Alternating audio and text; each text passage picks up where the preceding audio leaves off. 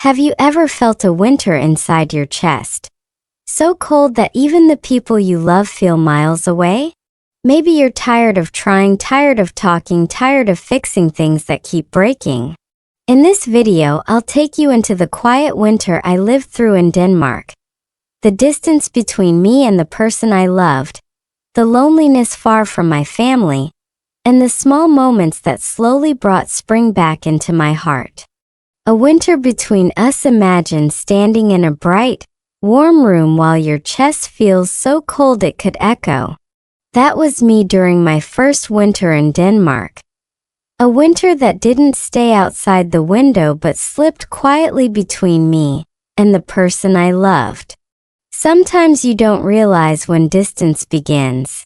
It grows like thin ice over a lake, silent and harmless at first, until one day you step on it and hear that tiny crack that makes your whole body tense. You know how the brain hates uncertainty? When it doesn't understand what's happening, it writes the worst possible script. And my brain, well, it was basically a Hollywood screenwriter on caffeine. If he took a little longer to reply to a message, my mind immediately staged a breakup scene with dramatic lighting and sad violin music. Funny, right? Except it didn't feel funny. It felt like winter pressing its hands against my ribs, whispering, "Something's wrong." Until my palms started shaking from fear I couldn't name. That we still lived together. We still had dinner together. We still talked about which scented candles to buy or whether we should switch to a different Danish tea. But the silence between our sentences grew heavier each day. I noticed things no normal person would. The clink of his spoon against the cup, the way he sighed when he was tired, the faint rattle of the window in the northern wind. When you start counting those sounds, it means your heart is trying to convince itself that things are okay. But deep down it's panicking. Psychology says that when people fear losing connection, they often withdraw instead of opening up. The brain thinks silence is safety, even though silence is the exact trap that pushes two people further apart. And that's exactly what I did. I thought staying quiet would keep the peace. But really, I was freezing the room with every unsaid thought. One night, snow piled so thick on the window that the glass turned milky white.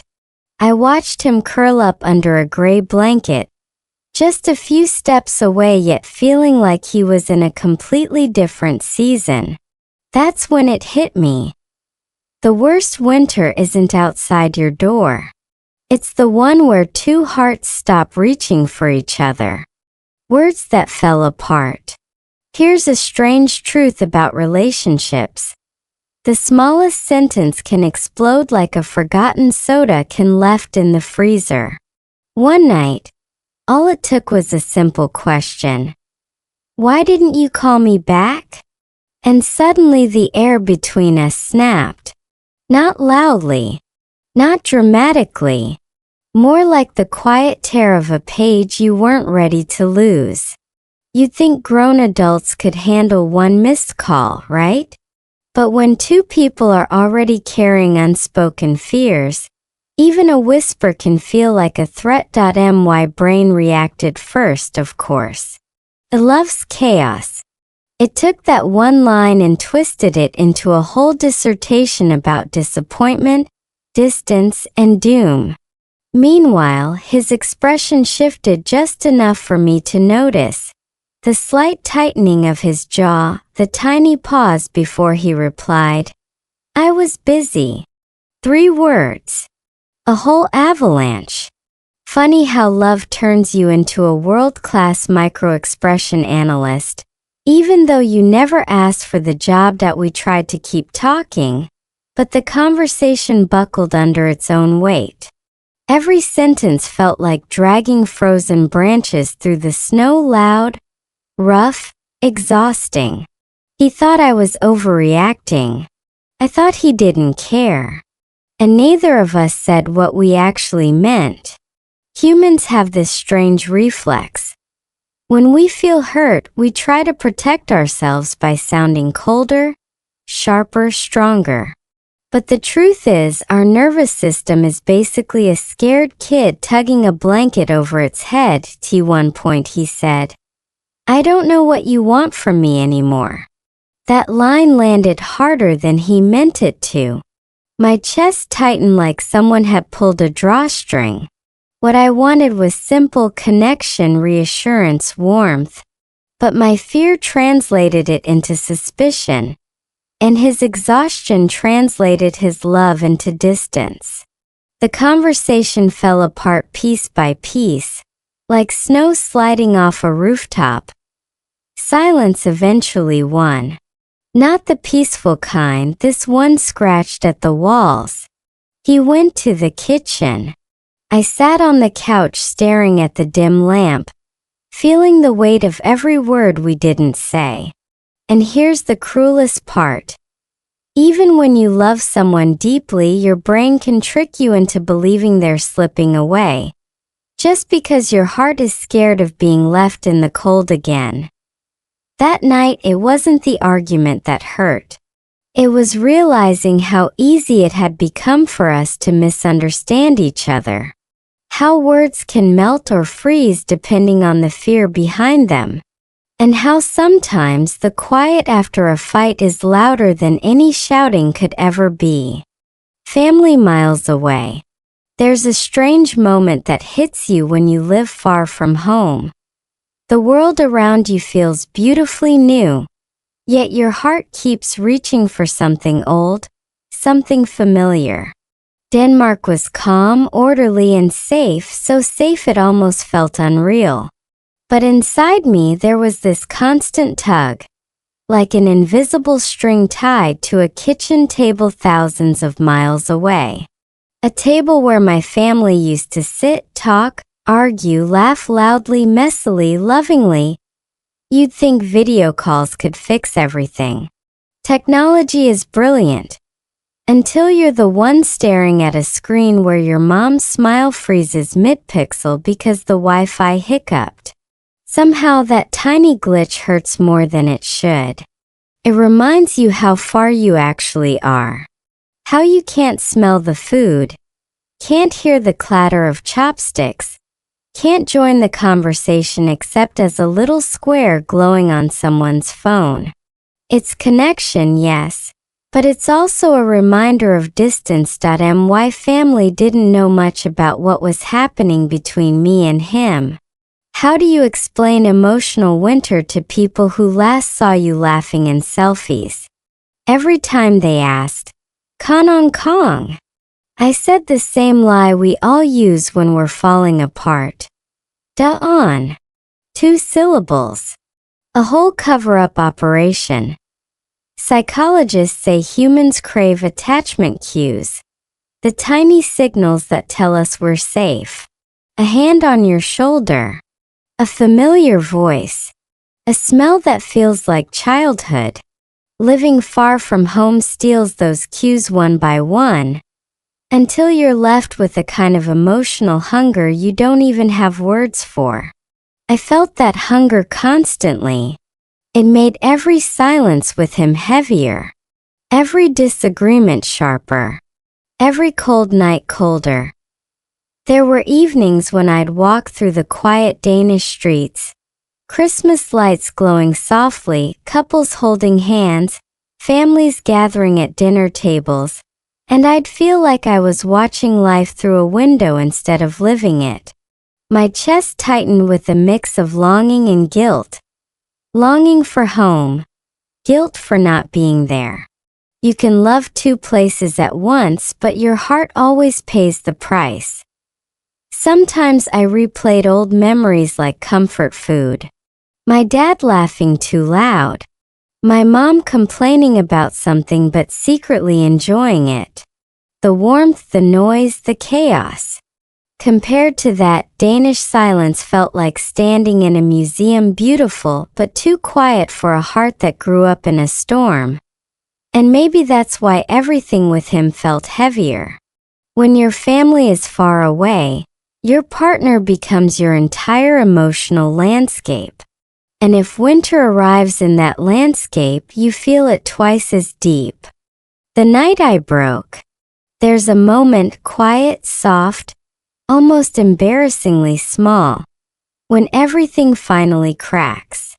For me, it happened on a Thursday night when snow was falling in slow, tired flakes outside our apartment window in Denmark. The kind of snow that looks peaceful from a distance but feels like a weight pressing on your ribs when you're already carrying too much. I remember sitting on the edge of the bed, staring at my own hands like they belonged to someone else. Funny how the body knows before the mind does. My fingers were trembling, my breath shallow, my shoulders stuck in that weird half-tense state you get when you've been pretending everything's fine for too long. And right there in that tiny Danish bedroom with its 2 white walls and 2 quiet air, something inside me whispered, "You can't keep going like this." The fight earlier that day replayed itself in my head, not loudly, more like an old radio left on in another room. His voice tired, mine brittle. The distance between us widening not because of anything dramatic, but because neither of us knew how to reach out anymore. Love doesn't usually die in explosions. It dies in little drafts, tiny chills, slow leaks of warmth you only notice once the room is freezing. But it wasn't just him. It was my family too. The ache of being far from home. The guilt of missing birthdays, dinners, hugs. The guilt of not telling them how lost I felt. I was holding my breath in 2 worlds at once, and that night my lungs finally gave up. I broke quietly. No dramatic sobs. No Hollywood collapse. Just tears sliding down my face like they'd been waiting months for permission to fall. And here's the ironic thing. Crying in a foreign country hits different. You're not just crying for the moment. You're crying for every version of you that didn't know how to ask for comfort. For every message you typed and deleted. For every "I'm fine" that wasn't true. For every night you pretended you weren't lonely. Psychologists call this emotional overload. I call it the night my winter finally spoke. I looked at him, sleeping unaware, and felt 2 emotions wrestle in my chest. Fear of losing him and fear that maybe I was already halfway gone. And that's when I realized something terrifying. You can love someone deeply and still feel completely alone beside them. That night didn't fix anything, but it woke me up. Winter had taken enough. Something had to change. Call that melted ice. It's funny how one phone call, just one, can feel like sunlight sneaking under a frozen door. It happened on a Sunday morning, the kind where Denmark pretends to be peaceful, but your chest feels like a snowstorm. My phone buzzed, and when I saw my mom's name, something inside me softened before I even answered. Maybe your heart knows who can hold you, even across continents. The moment I said hello, her voice cracked just slightly, the way it always does when she's trying not to sound worried. Con ăn sáng chưa? A simple question, the kind every parent asks without thinking. But in that moment it felt like someone placing a warm hand on the back of my neck, reminding me I wasn't drifting alone in some Arctic emotional ocean. She talked about normal things. My dad fixing the same old chair for the 5th time, the neighbor's cat stealing fish again, the weather back home suddenly turning hot. Nothing dramatic. Nothing profound. But as she spoke, my chest loosened in a way that shocked me. It was like her voice reached through the cold, wrapped me in a blanket and whispered, "You're still ours." And then she said the line that cracked the ice completely. Me beat con met. Mẹ nghe trong giọng con. Just that. Just recognition. See, psychologists say humans don't crumble from loneliness. They crumble from feeling unseen. And for months I had felt invisible even to myself. But she saw me through a laggy phone call across thousands of miles, across time zones and snowstorms and everything I'd been bearing. I didn't tell her everything. I didn't say my relationship was cracking. I didn't admit I cried alone at night. But she didn't push. She just stayed on the line, breathing with me, filling the silence with the kind of love that doesn't need explanations. After the call ended, I sat there for a long time, staring at the fading brightness of the screen. Something had shifted. Not dramatically. More like when ice starts melting from the inside, quietly weakening until spring can finally do its work. For the first time in months, I felt a small courage rising. A soft strength. A reminder that I wasn't broken. I was just cold. And warmth was still possible, if I stopped running from the things that hurt and started reaching toward the things that mattered. That phone call didn't fix my relationship. It didn't solve my loneliness. But it reminded me of one thing I had forgotten entirely. I still had a heart worth thawing. The conversation that changed us. There's a certain heaviness in the air right before you decide to tell the truth. Not the dramatic movie kind. Just a soft, trembling weight that sits under your ribs. That evening I felt it the moment he walked through the door. He looked tired in that familiar way.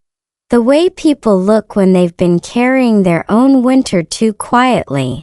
For a second we just stood there. Two people who used to be inseparable. Now unsure where to put our hands or our eyes. I don't know what pushed me to speak first. Maybe it was my mother's voice still echoing somewhere in my chest. Maybe it was the exhaustion of pretending. Maybe it was simply time. But I broke the silence with a sentence I had avoided for months. I think we're losing each other. He froze, not angrily, not defensively, just stopped. Like the words had landed right in the place he'd been trying not to look at. And then in one of the quietest voices I'd ever heard from him, he said, "I know." Those two words hit harder than any argument. They loosened something inside me. Something I had been gripping so tightly, I didn't realize I was hurting myself. Psychology calls this emotional congruence. When both people finally stop pretending and let their truths align. For us, it felt like opening a window in a room that had been sealed shut through an entire winter that we talked. Really talked. Not with sharpness, not with defensiveness, but with a trembling honesty that felt both terrifying and relieving. I told him about the loneliness, the fear, the way every silence felt like a sign he was drifting away. He told me he felt pressure too, the weight of being far from his own family, the exhaustion of trying to stay strong, the guilt of not knowing how to help me when I didn't know how to ask. There were no perfect lines. No big gestures. Just two exhausted hearts finally letting their walls thaw. And strangely, instead of breaking us, the honesty softened the air between us. It made the room warmer, little by little, like someone had lit a candle after months of darkness. By the end of the night, we weren't magically fixed. We weren't suddenly the perfect couple. But for the first time in a long time we were on the same side of the cold. And that felt like the beginning of spring. Our gentle spring. Spring in Denmark arrives slowly, like a shy guest knocking at your door. That's how it felt between us, gentle, cautious, almost hesitant. One afternoon we decided to walk along the frozen canal, where ice was finally giving way to flowing water. The sky was pale, the air crisp, and every step we took together felt like a tiny promise. We were really trying to find warmth again. I noticed how small gestures suddenly mattered more than grand statements. He offered me his scarf when the wind nipped at my ears. I made him laugh by pointing out a crooked lamppost that looked like it was bowing to us. Nothing monumental, nothing staged. Just tiny movements, repeated and intentional, slowly reminding us of each other. It's funny how humans forget that love isn't always fireworks. Sometimes it's steady, quiet warmth that sneaks into your bones. Psychologists call this incremental bonding. Small actions repeated consistently build trust and connection stronger than any dramatic gesture. I realized that the winter we endured hadn't killed us. It had taught us how to value these small, meaningful moments. Each step on the canal, each soft glance, each shared silence became part of our unspoken language. We also learned to speak our truths without fear. I told him when I felt lonely. He admitted when he felt pressured. We discovered that vulnerability didn't push us apart. It drew us closer. It was like learning a new rhythm. Slow, deliberate, patient. Our hearts were thawing together, learning to beat in sync again. To be why the time the first buds appeared on the trees lining the streets, I felt a quiet joy I hadn't experienced in months.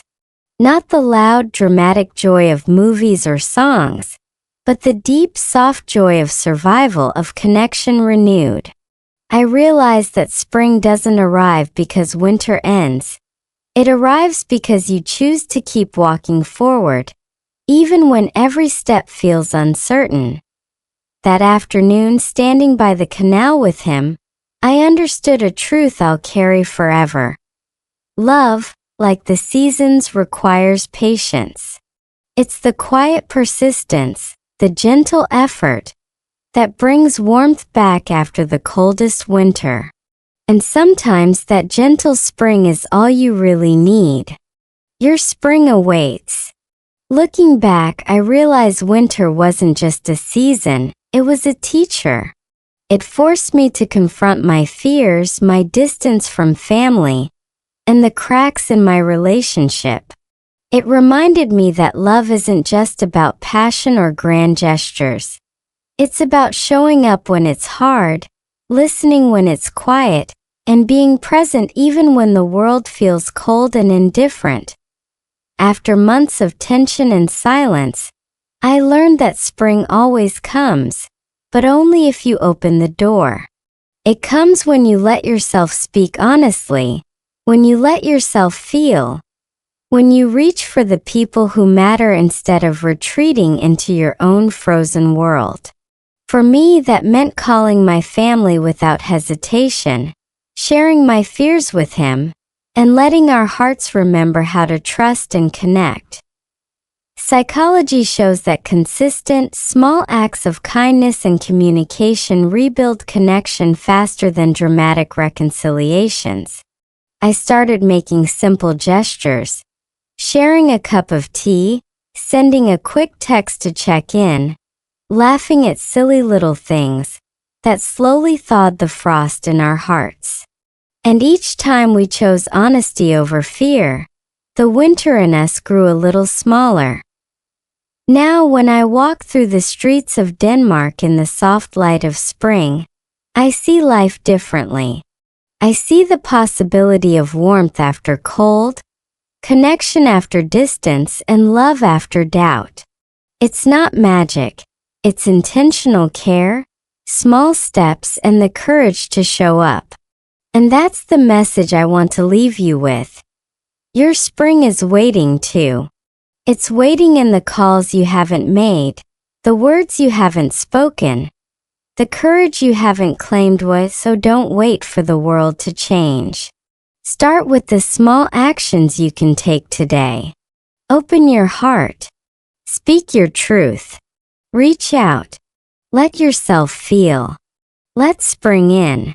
Because sometimes the quietest, gentlest steps bring the most profound change.